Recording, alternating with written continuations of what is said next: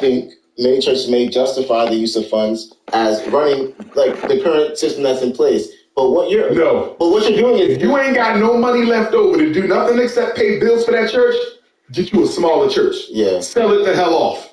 Because so many of these mega churches are located in the middle of black slums. So you sucking all the money out of the community just so you can brag about your multi-million-dollar prayer house. Yeah, no, and honestly, there is like I think there's some big takeaways here. I think one, if you're a leader, wow, you know what? Honestly, like I do hear you though. I think it comes down to whom much is given, much is required. Bingo. You know what I mean? And at the end of the day, I think many churches may justify the use of funds as running like the current system that's in place. But what you're doing is if you ain't got no money left over to do nothing except pay bills for that church, get you a smaller church. Yeah. Sell it the hell off. Because so many of these mega churches are located in the middle of black slums. So you sucking all the money out of the community just so you can brag about your multi-million-dollar prayer house. Yeah, no, and honestly, there is like I think there's some big takeaways here. I think one, if you're a leader with power to decide on how these resources are distributed, you should be aware of the fact that you have a heavy responsibility of understanding where and how those funds should be allocated. To your point, if we are, wow, you know what? Honestly, like I do hear you though. I think it comes down to whom much is given, much is required. Bingo. You know what I mean? And at the end of the day, I think many churches may justify the use of funds as running like the current system that's in place. But what you're doing is if you ain't got no money left over to do nothing except pay bills for that church, get you a smaller church. Yeah. Sell it the hell off. Because so many of these mega churches are located in the middle of black slums. So you sucking all the money out of the community just so you can brag about your multi-million-dollar prayer house. Yeah, no, and honestly, there is like I think there's some big takeaways here. I think one, if you're a leader with power to decide on how these resources are distributed, you should be aware of the fact that you have a heavy responsibility of understanding where and how those funds should be allocated. To your point, if we are like using people's time, taking people's hope, well, not taking it, but you see what I'm saying, and their resources, that comes with responsibility and efficacy is what you're speaking on. Yes, being effective with like what you're doing, consistently challenging the practices. Maybe what worked in Martin Luther King's time is not relevant to today. Maybe they were doing it better back then, but it's always worth kind of rethinking things like that, taking that perspective. And if you are a Christian who's a member of a church, you should be aware of these things and try to find the organizations that are doing a good job with connecting with allocating their resources, because I do know many, and I think that's part of the reason why when you say certain things, I'm like, oh, I didn't even realize that was happening, because I think I'm plugged into the organizations that are trying their best to best allocate things, but I know that it is happening. You know what I mean? And so I definitely hear what you're saying. I know some churches, but what we can't do, is use the churches that are doing the right thing as a distraction away from the need for radical transformation by the churches who are doing the wrong thing. Yeah. For example, I'm a school psychologist here in Philadelphia, right? This is America's 6th largest school district. When I talk about failing schools, when I talk about white racist teachers, when I talk about the over-identification of black kids as reading and math disabled and intellectually disabled and the over-medicalization of our children, you know the first thing the superintendent is going to do? A regional superintendent is going to do? They're going to talk about the high-achieving schools. They're going to distract from this serious conversation and start talking about what about the fact that we got Girls High in Central and Bodine, and these are some of the best high schools in America. That might be good, but most of our children are not ever going to go to Girls High, Central, and Bodine. So what are you going to do about the rest of these schools? So although it's okay to make sure we keep the conversation balanced by acknowledging there are progressive black churches out there, don't use it as a distraction away from the need for radical transformation inside the churches that are not doing the right thing. Dr. King said, the true measure of a man is not where he stands at the times of convenience, but at the times of war. And at times when people are in disagreement, at times of political strife and controversy and upheaval, Dr. King said that if a man don't have a reason for which he's willing to die, he ain't fit to live. Dr. King was murdered. Why? Not because he had a dream, not for integration. Dr. King was murdered because he was on his way to D.C. to lead a breadbasket campaign. He was going to take poor black, poor white, poor everybody. They was going to go to the nation's capital. Nobody was leaving until everybody had a home and a job. A home and a job. America said, if we let him come here, he will embarrass this country so badly that nobody will ever look at us as the same. Remember, America has this superficial, hypocritical image of being the moral police of the planet, right? How are you going to let Dr. King come to your front lawn with every poor person he can find of every color? Nobody's leaving D.C. without a home and a job. Dr. King was on the verge of economic revolution. What good is sitting at the counter if you can't afford to pay for the meal? They murdered Dr. King because they couldn't afford to have that economic revolution take place. The black church should be picking up where Dr. King left off. But the reason why so many churches will not be picking up where Dr. King left off is we know that your average pastor did not open that church because he wanted to be a beacon of progress for the black community. He opened that church for reasons of ego and economics. And this is why I'm very, very circumspect before I put faith in a pastor or a politician, because both of them are the same person masquerading under two different costumes. Most are economic opportunists, megalomaniacal egotists who simply want that church so they can brag about having that church. They need to feed their ego. And the quickest way for a black man to feed his ego and get some money is to start a church. So too many people are going into the clergy not to serve our people, but to serve themselves. You talking though? You talking? I'm right with you. I'm right with you. There needs to be a constant fight against toxic religions, toxic faiths. Absolutely. And we as a people need to kind of like be aware of like that this is happening and do our best to stop it from happening. So then, outside of that, there is like the whole Jesus in general, right? Like when I think about Jesus, I think it aligns with what you're saying, right? Like Jesus was somebody who actually took care of the tangible needs of the community at that time. If somebody were blind, he came through. You can see now. Absolutely. If somebody was, if they was hungry, he fed every one of them. Exactly. And now we have like the call to walk in those footsteps, right?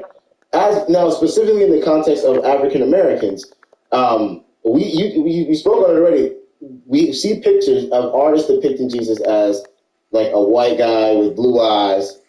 To be honest, my personal perspective is I don't necessarily care what he looks like. You must care if you care about the truth. Don't call yourself a man of cloth if you don't care about truth. Because if we care about truth, we care about the color of Jesus. Which way do you want this? No. Well, so okay, I do think that art matters, right? Because the truth matters. Well, so but will we ever really get down to it though? Because absolutely. We know what Jesus looked like. Every statue, every coin, every painting of Jesus the Christ was blue, black, purple until the rise of racism and the Europeans started going around the world systematically stealing all of the original statues and images of Christ and replacing them with Caucasians. Leonardo da Vinci painted The Last Supper in 1482. Was that a coincidence? Because Columbus set sail when? In 1492. And what was the greatest weapon used in order to enslave African people? It was the white Jesus. The white Jesus was Columbus' greatest weapon, and it's still the greatest weapon. I knew a brother in Jamaica. I met him in Florida. I was speaking at the Marcus Garvey Technical School of Jamaica's fundraiser. He said, Dr. Umar, we got a white church. We have a black church with a white Jesus in Jamaica. This is one of the blackest islands. This is the land of the Honorable Marcus Garvey, greatest Pan-Africanist of all time. He said he went out and got a black Jesus painted, much better than the cracker Christ. His pastor told him, we will never take this down.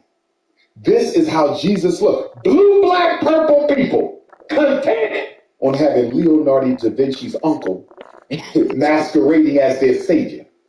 If your deity looks like your enemy, if you are content to let your deity look like your enemy, you deserve to be a slave. You deserve to be a slave. Look, Jesus was from the tribe of Judah. Right. Judah was the bluest, blackest of the 12.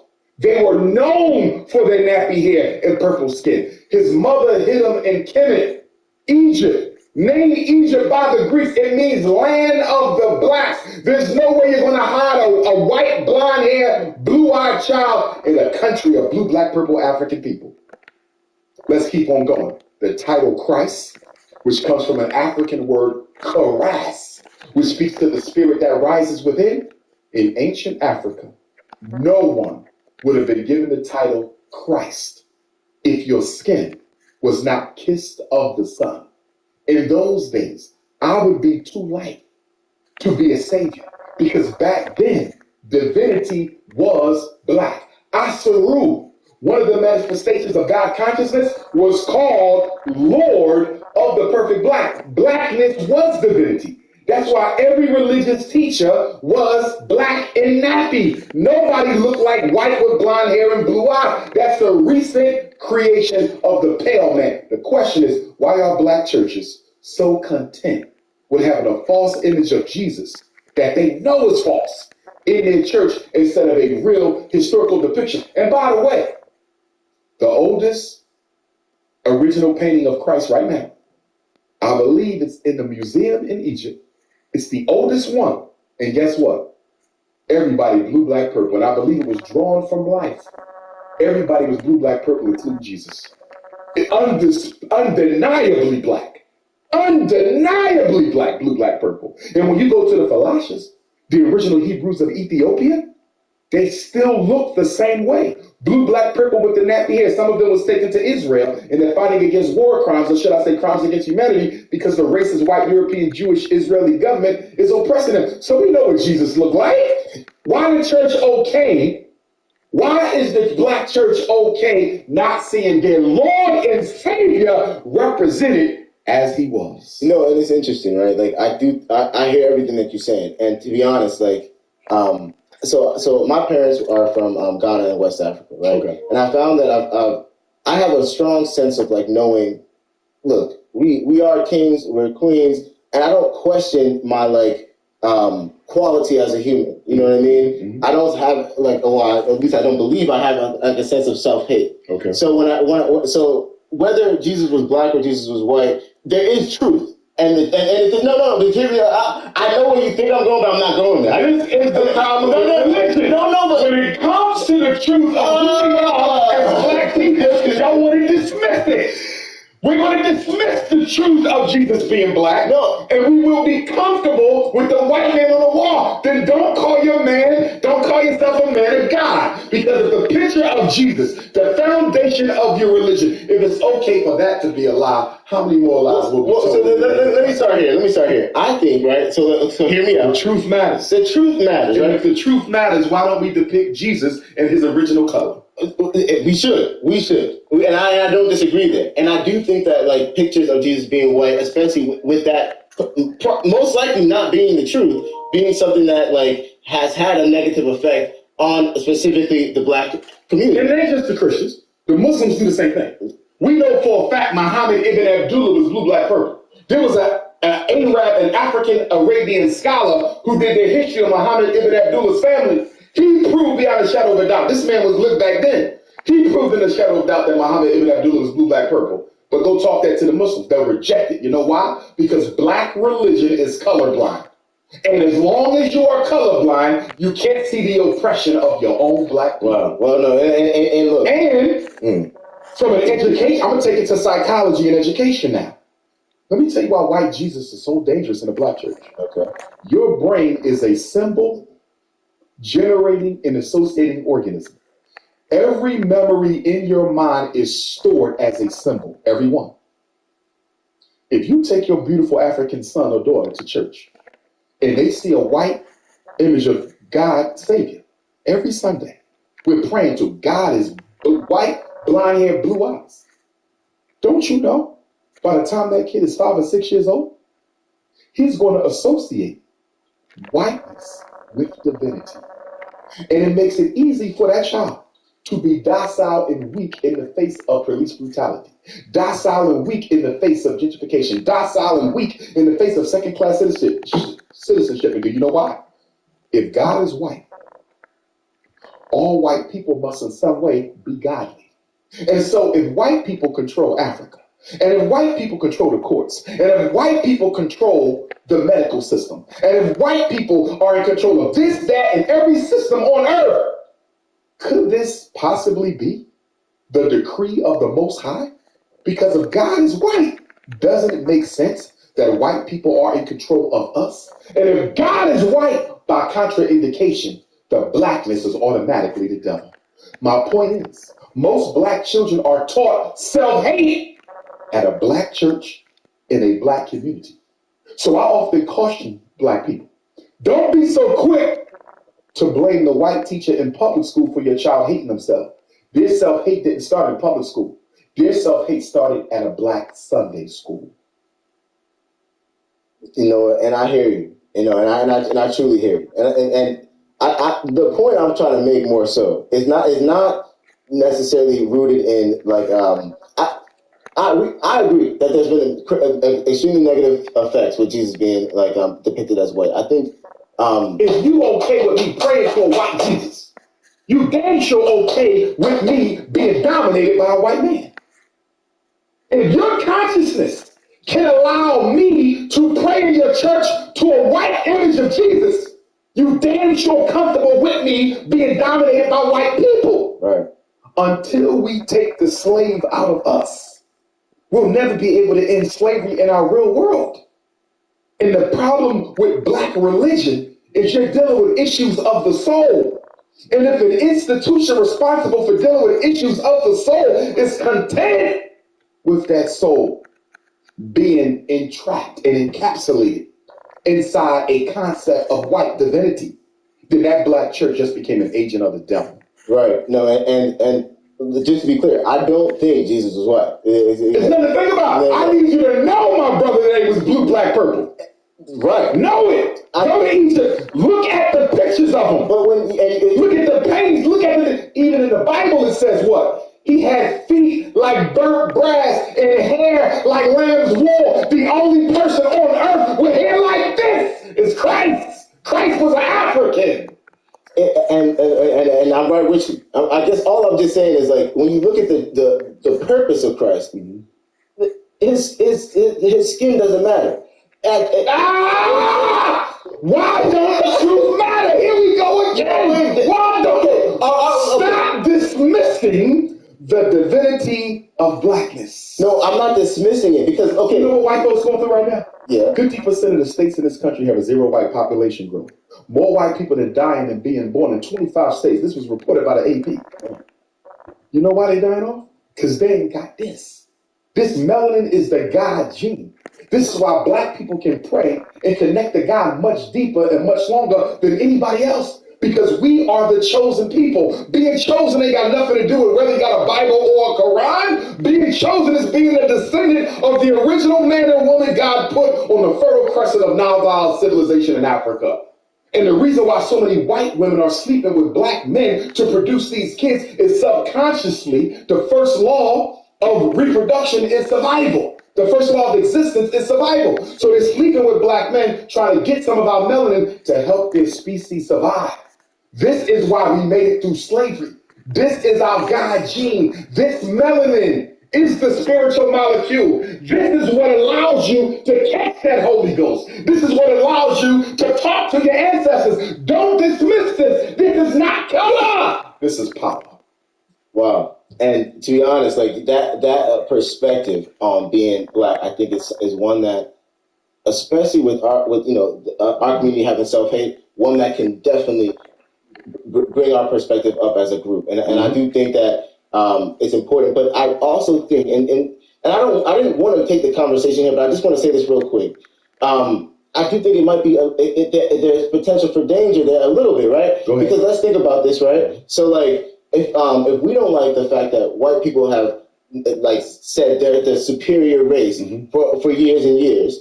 And then, I did not argue racial superiority. Oh, okay. Okay. I did not argue. I have no need for a white girl to think she's less than my daughter. Okay. I have no need for an Arab child to see me as superior. As African people, our culture does not preach superiority. I do not believe in racial superiority. Right. Do you understand? But I do believe in the truth. And I do know that God chose my people through which to send every savior he's ever sent to this planet. You can't name one who didn't look like me. Buddha was an African. Krishna was an African. There's no savior that walked this earth in ancient times who wasn't kissed of the sun. Right. The world needs to know that truth. So then here's the thing, right? So and let's get to it, right? So knowing that truth, right, is something that's not the easiest thing to do, right? Like most people, like, are very kind of like, there's so much information, right? If I go online, like, just like how you're passionate about Jesus being black, there's someone else who's like, no, Dr. Umar's wrong. Jesus was white. What evidence they got that Jesus was white? So I guess what I'm trying to get to is,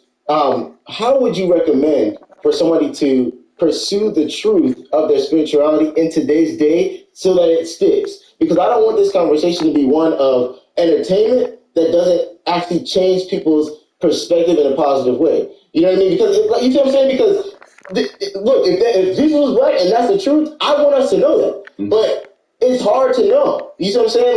Like everybody's saying, like, everybody's just as passionate. There's somebody in every group that's just as passionate. Understood. Passion is one thing. Truth is something else. Right? The difference between our passion and everybody else's is ours is backed up on truth. Do you realize that the black man and woman was on this planet all by ourselves for over 100,000 years before anybody else evolved from our seed? We was on the earth. The earth was ours. We gave birth to the white man, the Arab, the Latino, the East Indian, the Chinese. We gave birth to them. This was our planet. And I totally believe this. Until the black man and black woman rediscover their true divinity and purpose, not superficial, not just calling myself a Christian, but embodying it in its truest essence. Not just calling myself a Muslim, but embodying it in its truest essence. Not just calling myself an African traditional spiritualist, but embodying it. This planet will never go back to being what God intended it to be. Because I absolutely believe in my heart, we are the only people who can rule this planet with justice. How do I know this? Because we did it already.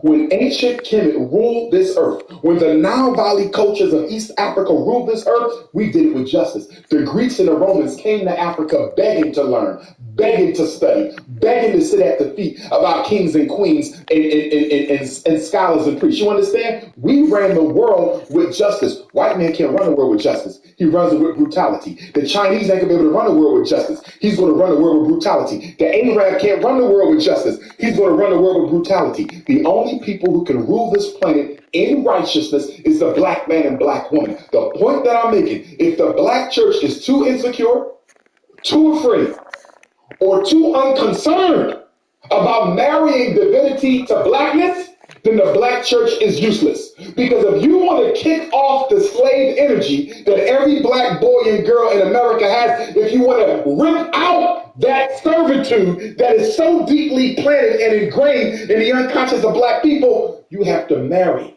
blackness to divinity. You got to teach those boys you are God. Not the supreme consciousness, but a manifestation of it. You got to tell those black girls, you are God. Not the supreme essence, but a manifestation of it. Why do you think black women wear so much fake hair? Why do you think we spend more money on hair and beauty than all other people put together? The first woman ever created on earth is imitating the youngest woman ever created on earth. And you're spending $30 billion and catching cancer and fibroid tumors just to look like a European. You know why? Because the black church separated blackness from divinity. Blackness is divinity. And until the black church marries blackness back to divinity, we'll never go back to being the gods and goddesses we were intended to be. Man, color matters in the church. Jesus's color matters. And until you take this and put it back in that book will be worthless, because every black boy and girl needs their melanin activated by the religious institutions. Let them know this is not just a color. This is royalty. Claim it. It doesn't mean you got to think you better than nobody. Yeah, that's but step into your truth. But let me also say, we can't be so careful about what the white man feels, or so careful about what the Arab thinks, or so careful about what the European Jew thinks, that we don't give our children a true history of black divinity because we're so concerned of how it's going to affect everybody else. Since when has anybody been concerned about how what they do affects us? So then how did you get to this point, right? Of like being able to stand on these statements, knowing that it's true? Because I'm telling you right now, a majority of the people I know, like, resonate with this message, want to like believe the truth of it, but it's hard to know what the fact and what the fiction of it is. You see what I'm saying? How did you get to a point of being able to confidently say Jesus was black? You and your congregation need to take a trip to the Vatican in Rome, the so-called Holy City. Let them take you in that basement and let them show you the artifacts that they stole from ancient Egypt at the time of the Holy Roman Empire. Go look and see what's in the basement of the Vatican. I have a picture at home, an actual photo, and many people have seen it. It's all over the internet, of Pope John Paul II, who's now deceased, I believe, in the basement of the Vatican, praying in the front of a statue of a black Saint Peter. There's other pictures of popes praying at the statue of a black Mary and Jesus. They know we God. They know we God. Why would a white pope, the most powerful white religious leader in the world, have everybody praying to a white Jesus upstairs? But when he's by himself, he goes downstairs, kneels and bows and prays in front of a statue of a black Mary and a black Jesus. Why? Why didn't they destroy them statues? Why is it that you can go to Ireland and see a black Madonna and child? You can go to Rome and see a black Madonna and child. You can go to Russia and see a black Madonna and child. How is it you got all these white churches with black Madonnas and childs that the Pope bows down and prays in front of while he telling you Jesus was while he telling you Jesus was white skin, pale skin, blue eyes, and blonde hair? They know the truth of who we are. The problem is they separated our blackness from our divinity. We the ones. In ancient Egypt, the big nose was beautiful, big lips was beautiful, black skin was a blessing. Now look how they in 360'd it. A little black girl look in the mirror, if she blue, black, purple, she thinks she ugly. She don't know she's looking at God. Why? Because the black church won't tell her that. Why? Because they need that money from the white man. Right. The hand that pays is the hand that rules. So tangible, things. Black church need to build black schools and marry our color to our religious consciousness. They are not separate. They are not separate. Yeah, and even in the Bible, God forbade the Hebrews to mix with any other group. You understand? The royal family does not mix their blood. What did the racist queen, before she died, what did she tell her son, married to Meghan Markle? Her grandson can never, ever claim the throne. He gets none of the privileges of royalty. Are you aware of this? No. Actually. Oh, yes. Yes. Meghan Markle, you know who she is. She married the prince, right? Yeah. The queen said, his grandmother said he can never lay claim to this. You know why? Oh, yeah, I actually did hear about it. Because royalty, why? She killed her own daughter. Queen Elizabeth was murdered because she was pregnant with an Arab's baby. Royalty don't mix. And the reason I'm against interracial marriage is not because I think the white woman is less than. No, I don't hate nobody. That's not my ministry ain't hate. My ministry is love. But we royalty. You don't go take the God seed. Take your God seed and give it to a member of our oppressors group. You don't take our God seed and give it to a woman of any other race. We are divine. And if you keep on diluting our divinity, we're going to lose the blessing of the Most High because we failed to administer to his law. And one of the first laws is the royal house of God does not mix their seed with anybody else. So you're touching on a couple things right now, which we could go down that road, but I'm gonna tread lightly. Okay. Honestly, I think I'm inspired by your passion and care for our community. I think that our community right now is so so many steps behind. Yes. And fighting against so many systematic things that we need more people who, to be honest, focus on black groups, especially considering that there are churches that are predominantly black. Being that you are predominantly black, you should serve that group that you are serving within a spiritual capacity. Recently, like in the same context of just like the importance of community, we did see that the 5 cops in Memphis did, kill our guy out of Memphis. What are your thoughts on that? I know it's outside of the context of the church conversation, but just just trying to kind of like touch on that, just being that it recently happened, and the churches should care about these things. Absolutely, because I was going to say it's not outside the context of the church conversation, because in order to be holy, you must involve yourself in all the problems of the Black community. There was once a psychological experiment done by a Dr. Philip Zimbardo at Stanford University. He took volunteers and he assigned them to one of two groups. You're going to be an inmate in the prison, or you're going to be a guard in the prison. Very popular experiment. You need to look it up. He had to stop the experiment after only a couple of days. You know why? Assigning people as inmates, they took on the personality of prisoners. Assigning people as the guards, they took on the personality of an oppressive police officer. The purpose of the study was to show the impact of identity, context, circumstance, and status on behavior. Why am I bringing up the Stanford prison experiment? Those 5 police who murdered our brother Tyree, rest in peace, condolences to the family, although they were Black, they were operating inside of a white collective consciousness. When they put that uniform on, they identify with the white racist Memphis Police Department. And although they were Black, their entire subconscious mind and operating mechanism that they employed when they stopped that brother was totally white. Am I saying they're not responsible? Hell no, they are totally responsible for what they did. They should get the worst punishment possible for what they did. But my point is, just because they was Black changes nothing. Those were Negro slaves working for a slave master of a white institution, the Memphis Police Department. And one of the worst things you can do is give people who ain't used to having power. Whenever you give a powerless person power, they will almost always abuse it. And that's what you saw right there. And the only reason why they were fired, and the only reason why they were charged so quickly, and the only reason why the president of the Fraternal Order of the Police is speaking out against them is because they were Black.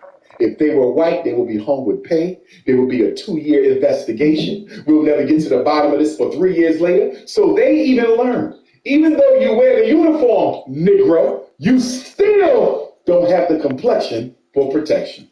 Man, honestly, yeah, I don't even know any cops. I know a lot of Black cops, but I don't know anybody who's moving like that.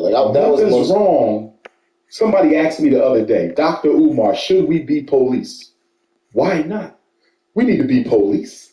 We need to be FBI. We need to be CIA. Why? Not to be used against the community, but to bring back to us the information we need to protect ourselves from the police, the CIA, and FBI. So should we be a part of these militaristic movements? Yes, so we can know what the hell is going on. But if you're going to put that uniform on and identify with our slave master, it's best you don't get the job. Did you see the Joe Biden in the Black church? Oh, it was horrible. He didn't want to be there. He was out of place. He didn't know what he was doing there. And here's my thing.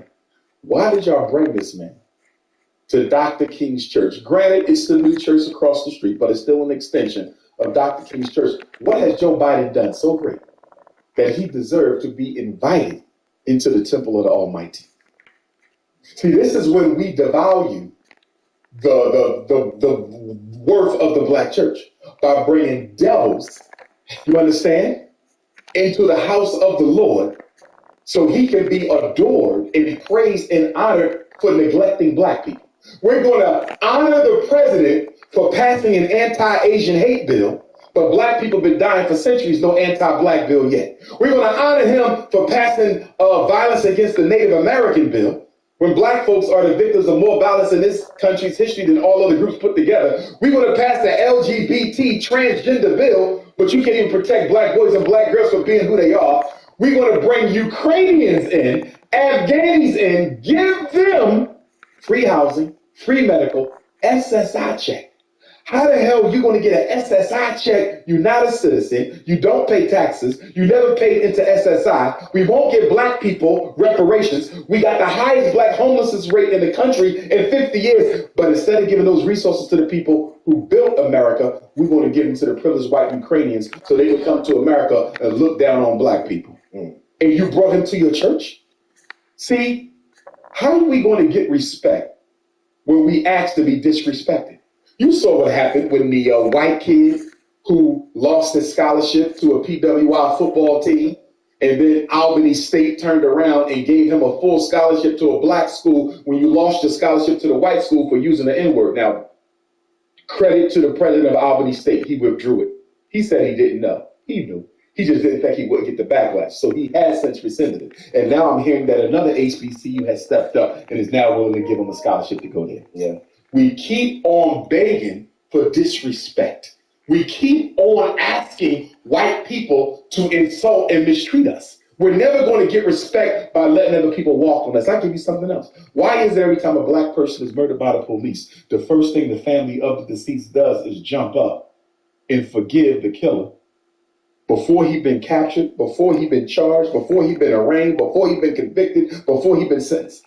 99% of our families have forgiven the killer of their child before he even been convicted. You think European Jews out there forgiving Germans? But that doesn't make it. Do you know? They just found a Nazi. They just found one of the secretaries who worked for Adolf Hitler. She's over 100 years old. Do you think the Jews care that she's 100 years old? She's being prosecuted right now. Now let's compare that to Carolyn Bryant, that white woman who lied on Emmett Till and drove her husband and his friend to Emmett Till's uncle's house, took Emmett Till out, brutalized, lynched, murdered, castrated that little boy. Guess what? She living her best life free in Kentucky. Now the white woman who worked against the Jews, she about to go to jail. But the white woman who saw the Emmett Till's lynching, she living her best life in Kentucky. And look at the hypocrisy.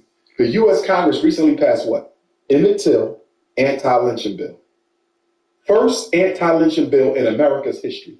Every previous attempt failed, to let you know how racist this country is. This is the first one. 403 years. And you just now getting an anti-lynching bill. But here's my question to you. Yeah. This is the Emmett Till anti-lynching bill, right? Mm-hmm. What good is an Emmett Till anti-lynching bill today when the bill can't even lead to the arrest of the woman responsible for Emmett Till's murder?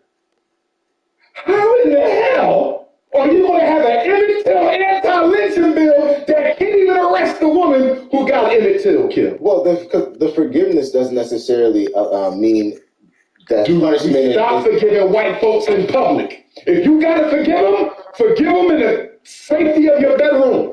We have to stop forgiving white people in public because we're sending a dangerous message that black people are okay with oppression. That's an interesting perspective, and I do hear you though. And black church got to stop. I don't care if you forgive the church, but don't you get on that damn microphone. We forgive, because no. Yeah. I guess stop doing that. Not necessarily something that needs to be like shouted. Thank you. It don't need to be articulated in public at all, because what you're doing is you are giving white folks carte blanche privilege to take black life because they know I'm gonna be forgiven the day after I do. When you say that, I'm just thinking about like jurors, right? Because like the jurors are also swayed by like the public opinion to some degree, and if the public opinion is now being if the public's opinion on a matter is being calmed because the family has publicized their forgiveness before being prosecuted, then I can imagine that may actually have an effect on the situation. There is feminine and masculine in all things. Yeah. So in African culture, we believe in the complementarity of feminine and masculine. Patience, forgiveness, tolerance, empathy. Those are feminine traits. When I say feminine, I don't mean female. Okay. You understand me? Yeah. I mean feminine, because the womb absorbs. You understand? Mm-hmm. So it's feminine. So any trait that allows you to take it, that's feminine. We're gonna practice nonviolence. That's feminine. Mm-hmm. It don't mean you're being a woman. You're just exercising feminine aspects. You understand me? Yeah. The masculine is the defender, the fighter, the agitator, the aggressor. My issue with the black church is there's too much feminine energy and not enough masculine. When do we go after justice? When do we pursue equality? When do we stand up and fight back against police brutality? You understand me?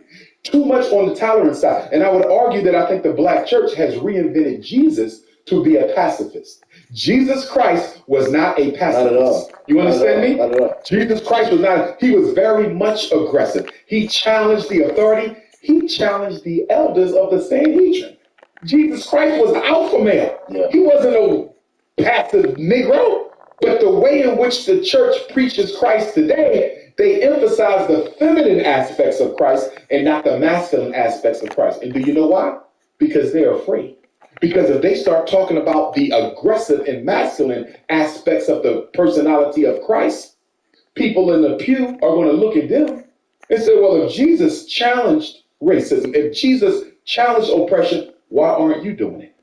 So I have to make it look like Jesus would be okay with my cowardly, passive, docile behavior. So I'm not going to talk about Jesus the fighter. I'm going to talk about Jesus the tolerator. You talking? No, bro. And man, you touching on so many different things right now. Honestly, like, I think that, like, when you talk about, like, just like that, those masculine traits or just like those, alpha traits, I do think that that's something that I admire in you, right? Your ability to, like, whatever you believe, you're not saying it passively. You're very bold about your beliefs, and I think that the church could use more of that in general. And we used to be that. Yeah. If you ever listen or read some of the old, get you a book, and they're out there. Black pastors need to get their hands on some of these black sermons from the 1600s, 1650 to 1850. Listen to those. You feel me? Listen to those. Yeah. You feel me? Nothing but courage, nothing but heart. If we got to die, let us die. But God didn't put us here to die on our knees. We're going to die on our feet. You understand me? You talk about churches who will walk outside with guns in their hand and have shootouts with the KKK. That's the black church tradition. Yes, marching has a role. You understand me? Voting has a role. Playing has a role. But what about the alpha side of the black church? Whatever happened to the black pastor as fighter, the black pastor as adjutant, the black pastor as aggressor, the one who got out there and fought for the protection and security and defense of the black community? What happened to that? Stop giving me soft Christ. I want strong Christ. Yeah. No, yeah. Just real quick, I just wanted to maybe like offer up if anybody had any questions. I mean, I just have a simple question, because at the end of the day, it's like, we see what's going on outside. We see how real it is, right? And it's like, with everything going on, how are we supposed to move if, you see what I'm saying, we be hating on each other so much, you can't trust nobody, like, what can you do at that point? One of the metaphors from the teachings of Christ, when he said we have to go out and we have to go fishing for those believers, right? I believe as black people, we have to fish for black people who are serious about salvation, liberty, and justice, because it ain't all of us. I would argue psychologically, most of us are so damaged that you'll never be able to bring us back to the right path. You understand me? So many black people have invested in white privilege and white supremacy in their position in the white power structure that they never gonna fight for the people. They've sold their souls too bad. You understand me? I respect Al Sharpton and Jesse Jackson. They've done some good things, but they have also compromised so much. They'll never be the leader that we need them to be. You follow me? So we have to go and find untainted African people in our community, bring them together and organize. Now, even in the conscious community, right? I belong to the conscious community. A lot of us ain't doing no work. It's all conversation. There's no activism. So we got to find black people who care and who care enough to get off their backside and do some work. It's only going to be the few that save the many. It's always been the few that save the many. Christianity started with Christ in 12. You see what it is today, the largest religion on the face of the earth. You understand me? So we don't need everybody. Not all the people. We need the right people. But you got to be very careful, because whenever you bring a black person into a movement, because of our self-hate and Willie Lynch, when you disinvite us from the movement after you find out this is not the type of man or woman you need, we will often try to destroy the movement on the way out the door. So with us, it's a double-edged sword because I need you to work with me. But if you don't get your way, you'll try to destroy me on your way out the door. So we're in a very precarious position, but I also believe this. I believe we can win it. I believe we will win it. I believe the white man was created to test your divine consciousness. I believe God sent the white man to earth to force black people to either achieve God consciousness or die trying. They are our tests. They're not going nowhere. Black people are like, well, we wait for God to get rid of white race. No, God ain't getting rid of the white man. You are. You have to eliminate the racism. You feel me? The white racism is the black race's test to prove that you are truly a devotee of the Most High. And we losing right now. We scared of them. We imitating them. We following them. You follow what I'm saying? It's on us to win.